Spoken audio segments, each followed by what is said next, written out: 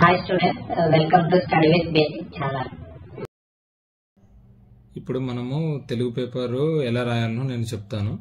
Telugu paper వచ్చేసి మనకు same తెలుగులో కూడా పార్ట్ ఏ పార్ట్ బి 2 ఉంటుంది అన్నట్టు. పార్ట్ ఏ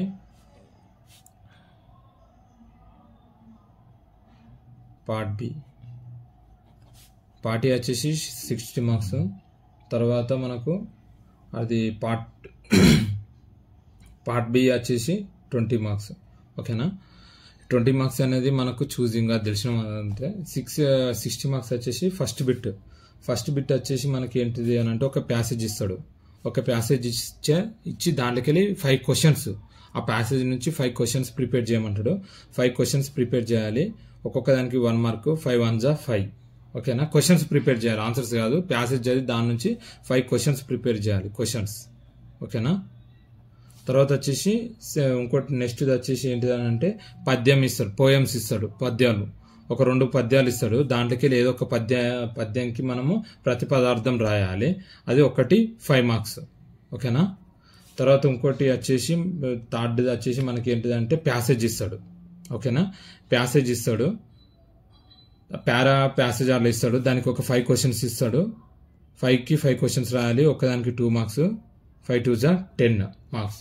ఓకేనా, తర్వాత ఫోర్త్ వచ్చేసి మనకు క్వశ్చన్ ఆన్సర్స్ అన్నట్టు. క్వశ్చన్ ఆన్సర్స్ మనకు 4 ఇస్తాడు, 4 క్వశ్చన్స్ ఇస్తాడు. 4కి 4 రాయాలి. 4 × 3 12 మార్క్స్. చాయిస్ అనేది లేదు. ఓకేనా, 4 ఇస్తాడు, 4లో 4 రాయాలి. ఒక్కొక్క దానికి 3 మార్క్స్. 4 3 జా 12. ఓకేనా, తర్వాత వచ్చేసి మనకు ఫిఫ్త్ బిట్ వచ్చేసి ఏంటిదని అంటే ఫిఫ్త్ బిట్ నుంచి 5th 2 క్వశ్చన్స్ ఇస్తాడు. 2లో 1 రాయాలి. 6th 2 ఇస్తాడు 1, 7th 2 ఇస్తాడు 1, 8th 2 ఇస్తాడు 1. అట్లా ఈ ఒక్కొక్క క్వశ్చన్కి 7 మార్క్స్. ఓకేనా, గుర్తుంచుకోండి, 7 మార్క్స్. ఇవి మొత్తం కలిపితే ఎంత? 7 4 జా 28 మార్క్స్. అయితే మనకు అంటే మీకు క్వశ్చన్ పేపర్లో ఏమని ఉంటుంది అంటే ఇది 16, ఇది 17, ఇది 18, ఇది 19 అని ఉంటుంది క్వశ్చన్ నెంబర్స్. ఓకేనా, 16లో 2 క్వశ్చన్స్ ఇస్తాడు. పైన ఒక క్వశ్చన్ ఇచ్చి లేదా కింద ఒక క్వశ్చన్ ఇస్తాడు. ఆ రెండిట్లకి లేదని ఒకటి. తర్వాత 17లోకి వెళ్ళి రెండిట్లకి వెళ్ళి ఒకటి, 18లోకి వెళ్ళి రెండింటికి వెళ్ళి ఒకటి, 19లో రెండిట్లకి వెళ్ళి ఒకటి. అలా రాయాలి కంపల్సరీ. ఏదో మనకు వచ్చిందంటే 16లో 2 అటెంప్ట్ చేసి 17లో 2 అటెంప్ట్ చేస్తా అంటే కుదరదు. కంపల్సరీ ఏదన్నా ఒకటే రాయాలి దాంట్లోకి వెళ్ళి. అట్లా ఒక్కొక్క దానికి 7 మార్క్స్. మినిమము 10 to 12 లైన్స్ ఉండాలి ఆన్సర్ వచ్చేసి. ఓకేనా, లైన్స్ బట్టి మనకి ఎన్ని లైన్స్ ఉంటే దాన్ని బట్టి మనకు మార్కులు వస్తాయి తెలుగులో. ఓకేనా, తెలుగు రాసేటప్పుడు పదాలు గుండ్రంగా ఉండాలి, స్పష్టంగా అర్థం కావాలి. దీర్ఘాలు, కొట్టివేతలు అలాంటివి ఉండద్దు తెలుగులో.